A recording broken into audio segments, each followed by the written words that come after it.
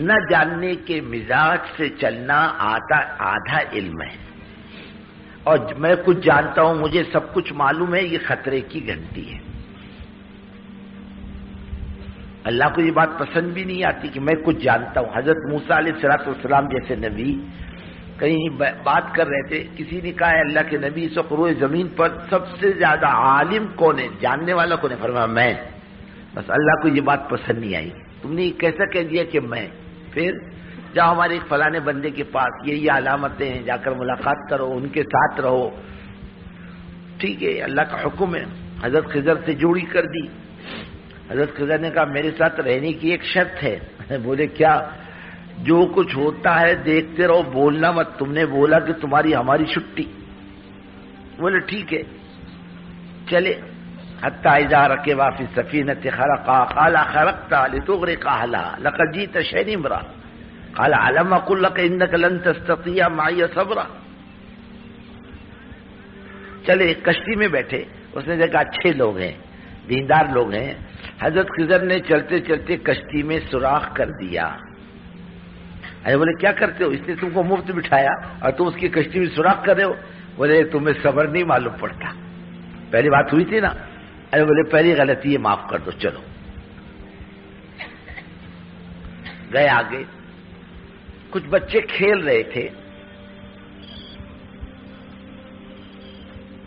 حضرت خضر نے ایک بچے کو پکڑ کے مار ڈالا۔ الا قتلت نفسا زکیۃ بغیر نفس، ارے چھوٹے بچے کو مار ڈالا تم نے۔ فرمایا پھر ختم، جاؤ۔ ارے نہیں، بولے غلطی ہو گئی، اب بھی کریں۔ پھر چلے آگے، ایک بستی میں گئے، بستی والوں سے کہا مسافر ہے، ہمارے لیے کھانے کا انتظام کرو۔ انہوں نے کہا نہیں، ہمارے پابو ایضیفوہما، انکار کیا، ہم نہیں کھلائیں گے۔ اسی بستی میں ایک دیوار گر رہی تھی،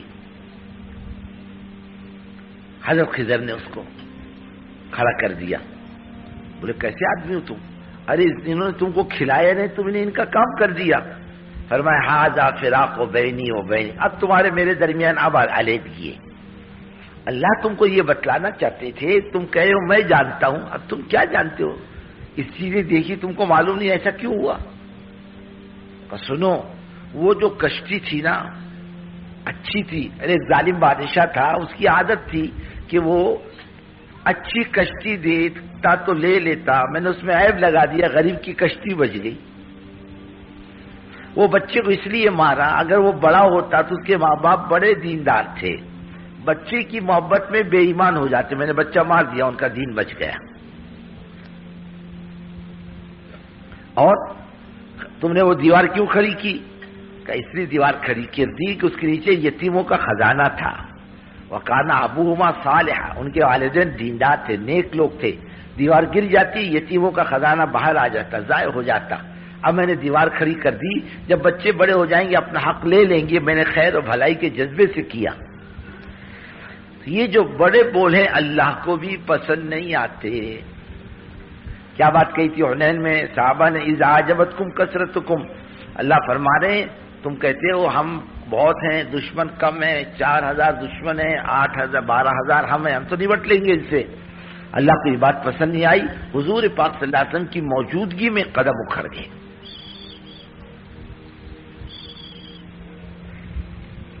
ہم کچھ نہیں جانتے، اس عزائم سے بیٹھو، ہمیں کچھ نہیں معلوم، ہم سیکھنے، سمجھنے اور لینے کے ارادے سے آئے ہیں۔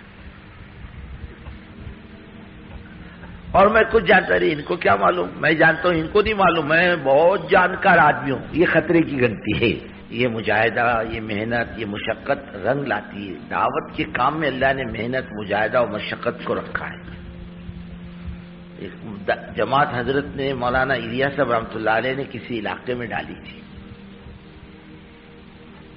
اور کہا دیکھو وہاں جمنا آنا مت تھا، وہاں سے وہاں جماعت پہنچی تو لوگوں نے نکال دی، یہاں سے یہ آئے مولانا الیاس صاحب رحمۃ اللہ علیہ کی خدمت میں، امیر صاحب حضرت ہم کو تو مسجد سے نکال دیا۔ بولے میں نہیں جانتا، جاؤ کام کرو، پھر جاؤ مسجد میں، پھر نکال دی مسجد سے، پھر آئے دوڑ کے مولانا الیاس صاحب رحمۃ اللہ علیہ کی خدمت میں، بولے میں نہیں جانتا، جاؤ کام کرو، پھر گئے مسجد میں، پھر مسجد والوں نے نکالا، کبھی ادھر کبھی ادھر، اور کہنے لگے اللہ میں کیا کروں، یہ بھی دھکا دے رہے وہ بھی دھکا دے رہے، اب میں کدھر جاؤں؟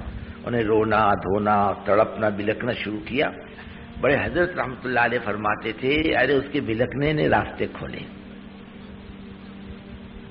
اس کے تڑپنے نے راستے کھولے۔ ایسی ہی ایک علاقے میں ایک ملک میں کام کی بنیاد یوں پڑی کہ بھائی کام کرنا ہے، کیسے کرنا ہے؟ اب لوگ بات سنتے نہیں، تھوڑے بہت جمع ہوئے، بھائی کیا کرنا؟ بولے ایسا کرو جاؤ سب جنگلوں میں نکل جاؤ اور رات کو اللہ سے مانگتے رہو اور فجر کو فلانی مسجدوں میں سب جمع ہو جاؤ، پھر دیکھیں گے اللہ کیا دل میں بات ڈالتا ہے۔ رات بھر جنگلوں میں روتے رہے، اللہ سے مانگتے رہے، 5 بجے مسجد میں جمع ہوئے۔ بولے کیا کرنا؟ بولے ایک ہی کام کرنا کہ ہم تو لٹا کے آئے ہیں، کچھ بھی نہیں ہے ہمارے پاس، اب جو ہے اسے بھی لٹاؤ، ہاتھ گاڑی اسے بیچو، سامان ہے اسے بیچو، اور ایک پیدل جماعت 4 مہینے کی اس سرے سے لے کے اس سرے تک نکالو۔ 4 مہینے کی جماعت کا ٹھیک ہے، اب سب بیچ بچا کر 4 مہینے کی پیدل جماعت نکلی، قربانی دے کر پیدل، بس جی وہی بنیاد بنی، کام کی بنیاد اس ملک میں اللہ نے اس 4 مہینے کی جماعت کو بنایا۔ اس طریقے سے بزرگوں کام ہوتا ہے، باتوں سے کام نہیں ہوتا، نہ مشوروں سے کام ہوتا ہے، کام ہوتا ہے قربانیوں سے، محنت سے، مشقت سے، مجاہدوں سے، فکروں سے کام۔ ایک بات کی تو گزارش اس مجمع سے، یہ پہلی مجلس ہے، ایک تو جمنا سیکھو، پرانوں کا مجمع ہے، جب یہ یہاں نہیں جمتا سمجھو یہ اپنے علاقے میں نہیں جمتا، اس کا ثبوت ہے، یہ اپنے علاقے میں کام نہیں کرتا۔ ایک دفعہ حضرت جی رحمت اللہ علیہ ایک ہماری یہاں آئے ایک علاقے میں، مستورات میں بیعت طے تھی حضرت کی، حضرت نے بیعت فرمائی، مستورات میں دعا کی، اور باہر آ کے گاڑی میں بیٹھے تو ایک ساتھی حضرت کے پیچھے پڑ گئے، حضرت میرے گھر بھی چلو۔ حضرت نے فرمایا کیوں؟ بولے حضرت میرے یہاں بھی عورتیں جمع ہے بیعت کے لیے۔ فرمایا یہاں کیوں نہیں لائے؟ نہیں، بولے حضرت ایسا ہے ایسا ہے ایسا ہے، زبردستی حضرت کی گاڑی میں گھس گئے۔ حضرت نے فرمایا ایسا کرو میں اتر جاتا ہوں تم بیٹھ جاؤ۔ نہیں بولے حضرت آپ بھی بیٹھو میں بھی بیٹھتا ہوں۔ حضرت ایک عجیب بات کہی، کہنے لگے کام کرنے والوں نے تمہارا دماغ خراب کر دیا، پتہ چلتا ہے کام کرنے والے تمہارے گھر میں کھانے کے لیے آتے ہیں، اس لیے تم اپنی منوانے پر آتے ہو، تمہیں مانے کا جذبہ نہیں منوانے کا جذبہ ہے۔ بڑے اب بیماری فوراً پہچان لیتے تھے۔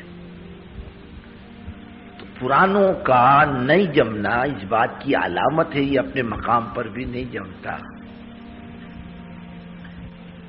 اور پرانا کا جمنا اس بات کی علامت ہے کہ یہ اپنے مقام پر بھی کام میں جمتا ہے۔ اگر یہاں بات سنتا ہے سمجھو یہ اپنے مقام پر بھی بات سنتا ہے، اور یہاں بات نہیں سنتا سمجھو اپنے مقام پر بھی بات نہیں سنتا۔ اب جب سنے گا نہیں تو جا کر کرے گا کیا؟ اور بزرگوں ایک بات سمجھ لو کہ ہمیں کچھ نہیں آتا،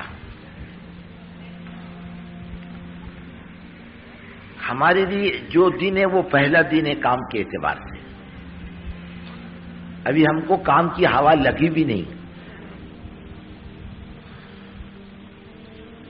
ہمیں کچھ بھی نہیں آتا۔ سمجھو ہم تبلیغ میں پہلے دن، جب بھی آپ آؤ گے ایسا محسوس کرو گے پہلا دن ہے، آج تک میرے کو کچھ نہیں معلوم۔